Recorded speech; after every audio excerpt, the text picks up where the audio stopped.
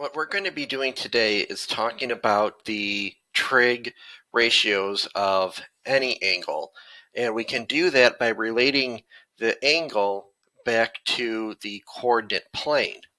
And because we know that our angle is made with the positive x-axis, if we know where this point is, x comma y, that will tell us that will be the angle they give us. But if we know that point, we can then use that point to create a right triangle that would look like this. And then this distance here would be your x value, and this distance here would be your y value, or the adjacent side for x, and the opposite side for y. And then our hypotenuse would just be this length right here.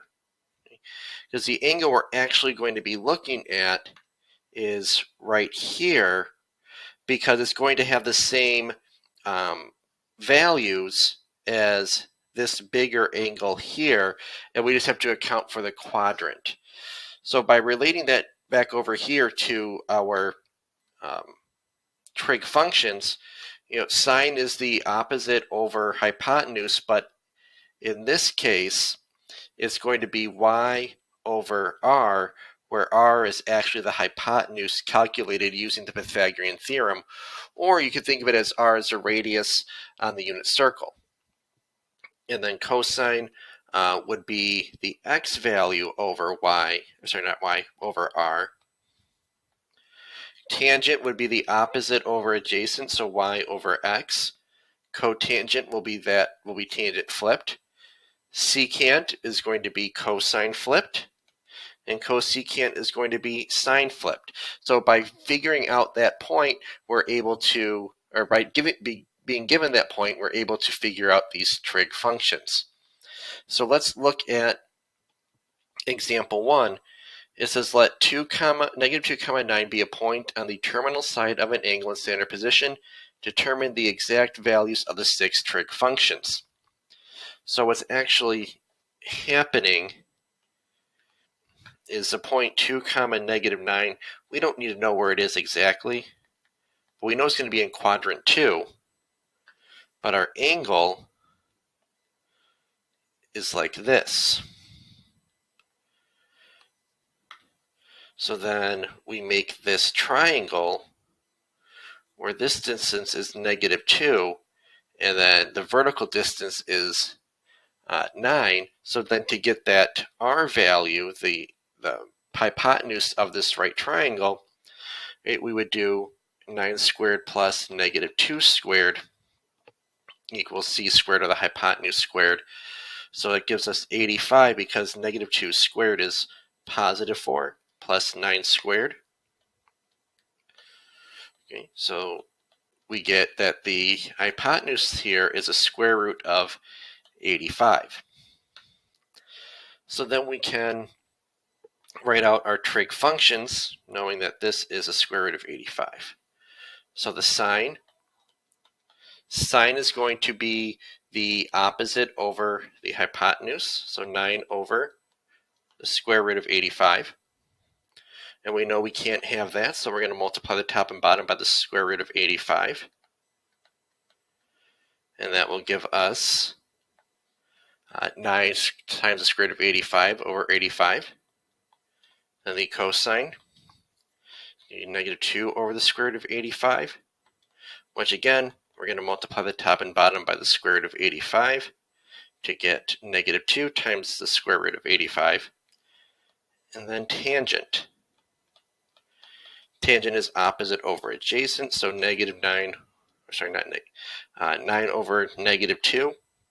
It doesn't matter which one you make negative, though. And now for the reciprocal functions, the cosecant is going to be the hypotenuse, or that r value, over the opposite side. So square root of 85 over 9. Then the secant is going to be the square root of 85 over -2.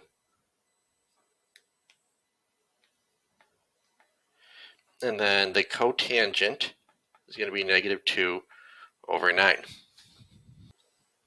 So you guys have been doing a good job remembering what quadrant we're in, but again, we do need to be mindful of that, and depending on what quadrant we are in, that will tell us the signs, SIGNS, plus or minus, of our trig functions. So remember, our ordered pair is cosine theta comma sine theta. And then when we divide those, sine over cosine, we get tangent. And then that will give us also the secant comma cosecant. Because if cosine is negative, then the secant also has to be negative. And then if the tangent is negative, the cotangent must be negative as well.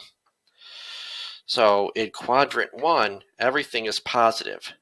So positive comma positive, cosine and sine are both positive, which makes tangent positive. In quadrant 2, cosine is negative, but sine is positive, but that makes then our tangent negative. Quadrant 3, sine and cosine are both negative, which makes tangent positive because negative divided by a negative is positive. And in quadrant 4, cosine is positive because they're in the positive x side, and then sine is negative because we're below the x-axis, and that makes tangent negative. So one of the ways to remember this is in quadrant 1, all, everything is positive. In quadrant 2, just sine is positive. Sine is positive. In quadrant 3, only tangent's positive. And in quadrant 4, only cosine is positive. So we can use the phrase, all sloths take craps, to help us remember that. And we go in the same order as the quadrants 1, 2, 3, 4. All sloths take craps. S for only sine being positive, T is tangent, it's only positive, and C is just cosine. Now you may not need all of that information there if you just remember that x and cosine go together and y and sine go together. If you remember those fundamental facts, then you won't need this stuff here. So on the next page, in example 2, we're going to state what quadrant our angle lies in given the information below. So if sine is greater than 0, which is positive, that means we're in quadrant 1 or quadrant 2. So 1 or 2. If cosine is positive, that's 1 or quadrant 4. So where they overlap is quadrant number 1. So this angle must be in quadrant 1. Letter B, if secant is greater than 0. Okay, so remember secant is cosine.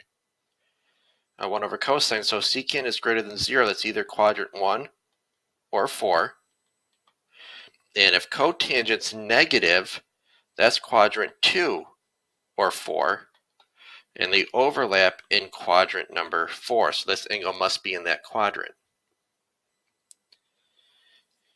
Then here, if the tangent's greater than 0, which is positive, that's quadrant 1 or quadrant 3. And if cosecant is less than 0, that's either quadrant 3 or 4 because cosecant goes with sine. So we must be in quadrant number 3. Now example 3, find the value of the 6 trig functions of theta given this information. If cosecant is 4 and cotangent is negative. Okay, so we have to dissect what that means. Cosecant being 4, that means our sine has got to be 1 over 4 because sine is cosecant flipped. So we can then draw our triangle. And remember, cosine is the opposite over hypotenuse, so we can use Pythagorean theorem now to find the adjacent side. So we have 1 squared plus x squared equals 4 squared, which is 16. And then we solve for x. We get x squared equals 15. X equals a square root of 15. So the adjacent side here is a square root of 15. So then cosine is adjacent over hypotenuse, the square root of 15 over 4. The secant then is going to be the cosine flipped, and we can't have that radical in the denominator, so we rationalize it like that. Then we have tangent is the opposite over adjacent, so 1 over the square root of 15, and we can't have that, so it's going to be the square root of 15 over 15. And then cotangent is going to be the square root of 15 over 1, or just square root of 15. Now, you might have noticed that I didn't worry about negative signs. Now I'm going to go back and say, okay, if cotangent is negative, that must mean that I'm in either quadrants 2 or 4, but cosecant being positive, so 2 or 4, but cosecant being positive means sine is positive. That's quadrants 1 or 2. So this angle's in quadrant 2, where cosine is negative, so that means secant's negative, and tangent and cotangent must be negative as well. Now, letter B, you may think letter B is easier in some sense, or it may be more difficult. Cosecant being negative 1, remember cosecant is 1 over sine. So if 1 over sine is negative 1, that means it's on the unit circle, because on the unit circle, if there's my only way for the cosecant to be negative 1 is if sine is negative 1, and that only happens right here at 3 pi over 2. So that means the sine of theta is also negative 1, and we're given that the cosecant is negative 1. Now the cosine is the x-coordinate at that point, which is 0, which means the secant is 1 over 0, or undefined. Tangent is sine over cosine, so negative 1 over 0 is also undefined. But cotangent is the cosine over sine, or 0. So that one was a bit quicker if you recognize that this was on the unit circle. Because if you try to draw a triangle with that, well, your hypotenuse and your opposite side would have been the same length, and it would have not worked out. Then example 4 says evaluate the trig function on the quadrant angle. So that's like where the two quadrants meet. So the cosecant of pi, I'm going to draw a unit circle here, or just a rough sketch.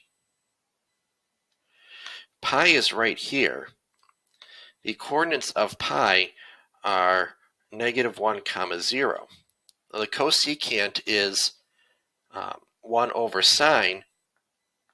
1 over 0 gives us undefined. Now the tangent of 3 pi over 2, well, we just talked about that up here. But again, the 3 pi over 2 is right here at 0 comma negative 1, and the tangent is sine over cosine, which gives us also a 0 in the denominator. Then we have the secant of pi. Well, the secant of pi, secant is 1 over cosine, so back in our picture here, our cosine, or x-coordinate, is negative 1. So secant is going to be 1 over negative 1, or just negative 1. Okay, now, the last thing we're going to talk about today are what are called reference angles. And we've used reference angles before without calling them that.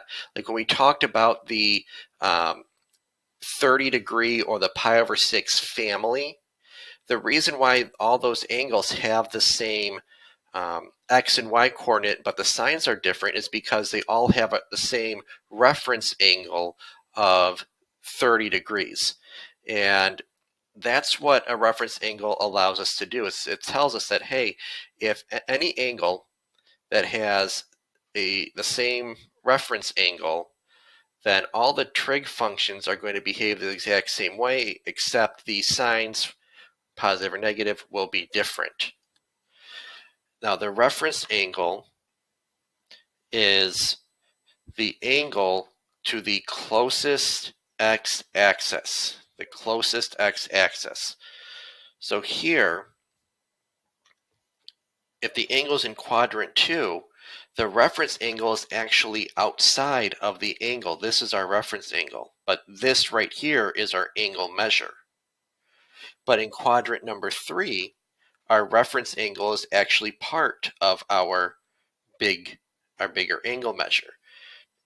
And then in quadrant 4, okay, it's like our reference angle is what more do we need to make that full circle? Like we're almost all the way there, but what are we missing? We're missing this little part here, which would be the reference angle. Now there are formulas that you could use, but I think it's better just to think about that and try to reason with it. So example 5 says find the reference angle and sketch theta in the standard position. Okay, so let's draw that. 225 degrees is going to be in quadrant 3. So this is the angle measure, but our reference angle is this part here. And so, okay, well, how do we get that angle measure? Well, you would do the half circle, 180, and then you would minus that from this little part here, or the whole angle, to get that little part there. So 225 minus 180 equals 45 degrees. So our reference angle is 45 degrees. Now this does illustrate what I was saying earlier about the reference angles. We know that the sine, cosine, tangent values, we know all of those of 45 degrees because this was on our unit circle. We also know that for 225, they're the exact same numerals, but we just change the signs depending on the quadrant. Then we have negative 2 pi over 3. So again, we're going to draw our angle. Negative 2 pi over 3 is almost negative pi. So it's going to be like this. And then our reference angle is again closest to the nearest x-axis. We're almost at negative pi. We just need another pi over 3. So our reference angle is going to be pi over 3. Then we have 322 degrees. 322 degrees is almost a full circle. But what's missing is this part right here, and that's going to be our reference angle. So 360 minus 322, and that gives us 38 degrees. Oops. Now you might say, well, why didn't I do any subtraction for letter B? Well, I didn't need to do any subtraction for letter B because we were just so close to pi. We were one numeral away.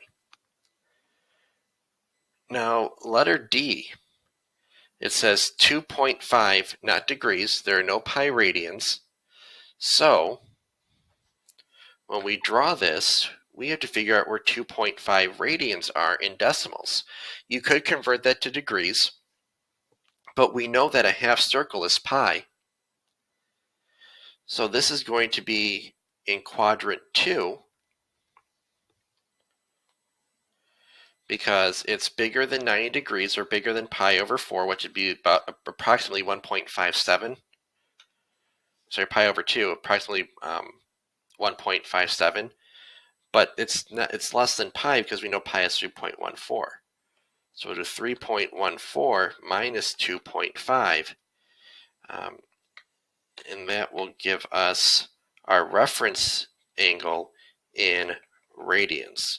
So 3.14 minus 2.5, and we get 0.64. So general rule of thumb is whatever units I give you in the problem is what I want the answer in. So that's why I didn't convert this one to degrees and I left it in decimal radians. So again, the reason why we use reference angles is because, like for letter C, they will have the same trig values except the signs will be different, positive or negative. So any angle that has a reference angle of 38 degrees is all going to behave the same. So thanks for watching the video. Make sure to like it and subscribe.